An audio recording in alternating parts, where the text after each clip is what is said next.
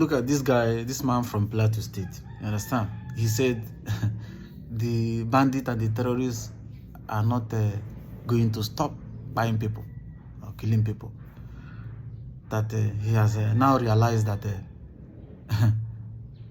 these people are not going to stop, and that he has never believed in his life that one day he will call, or will want to be in a separate country with, all these bandits and Fulanis buying people. He never knew one day he will call for a separation. That is what he meant. Like the way he's talking, he has seen it all. He's a man from Middle Belt. They were thinking they were going to patch up these things. When Mazen Namdekano told them, people have an agenda to do what they want to do. So it's like they are not going to stop anytime soon. So this man is devastated, and he's not happy. He's not happy. He just wants to have a separate country from them. According to what he said in this video, it's a video you need to watch. Understand? From beginning to the end.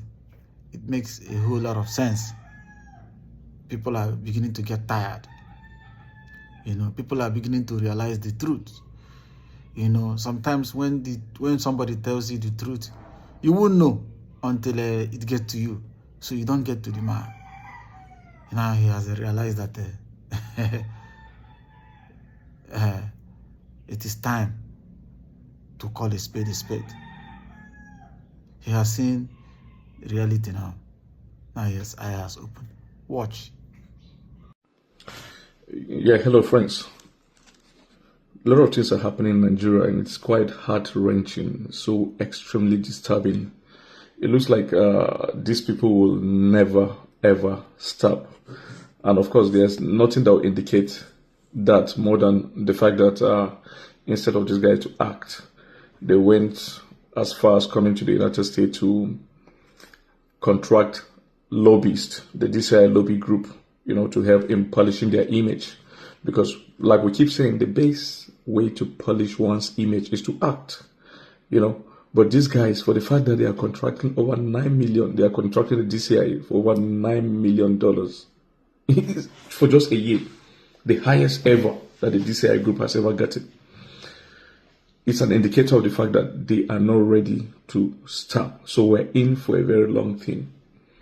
You see, I've never in my entire life ever thought that I would want a different country from these guys. But I'm facing reality right now because these guys don't want to stop. The Fulanis who have been killing people every day in Nigeria have the support of their people from the caliphate to those in government. Because if those people from the caliphate, from the Sultanate in Sokoto, to the likes of El Rufai, to the likes of Ganduji, to the likes of Ribadu, to the likes of even Shetima, will come together and ask these people to stop. I'm telling you to stop today. But they will never stand up because it's a collective agenda. That's the truth. That's the truth. And look, the genocide happening in Nigeria is the worst form of genocide anywhere in the world.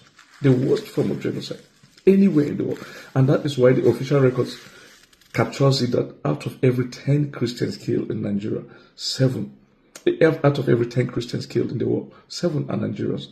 Killed by the Islamists. For what? For what? Look at what happened this weekend, this Sunday in Kaduna State, in Kajuru, in Kurminwali.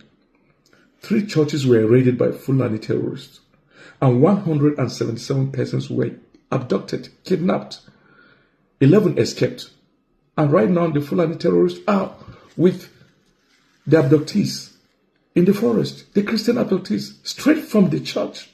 The government of Kaduna denied, the police denied, and the chairman of the local government denied. You see, these people are so wise and so strategic, like I keep saying, to plant people within our midst. Like the chairman is a Christian, but he was denied what happened to his own people.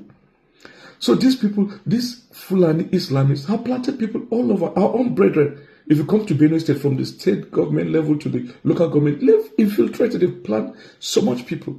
Plateau State the same, Nasarawa State the same, Kaduna the same. And that goes to show you the agenda that has been there. And for any agenda to succeed, there must be moles. So they've had so much moles. For some of us, we're not surprised because even Judas Even amongst the 12, there was a Judas. So imagine amongst 1,000,000, how many Judases we will have. On the flip side, just imagine what happened in Kajuru this Sunday. Let's imagine that it was a mosque. Sunday service in Christendom is like Jumat, the Jumat mosque on Friday for the Muslims. So just imagine that a Jumat mosque was going on, and then a Christian militia group, like the Biro militia group or a Tiv militia group, operating in, let's say, Kano or Bauchi or Jigawa, goes to these 3 mosques and abduct people during Jumat. Just imagine.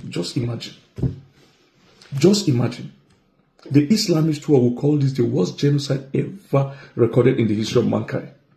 And they'll start burning everywhere. So we've been so tolerant.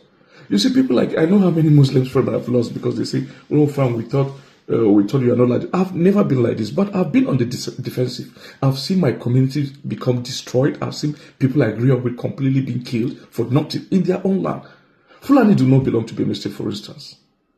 So there's no justification you coming to communities and killing people and then you begin to say it was cattle grazing. Cattle grazing how? We regulated cattle grazing. You refuse to abide by it. You say you want Sharia.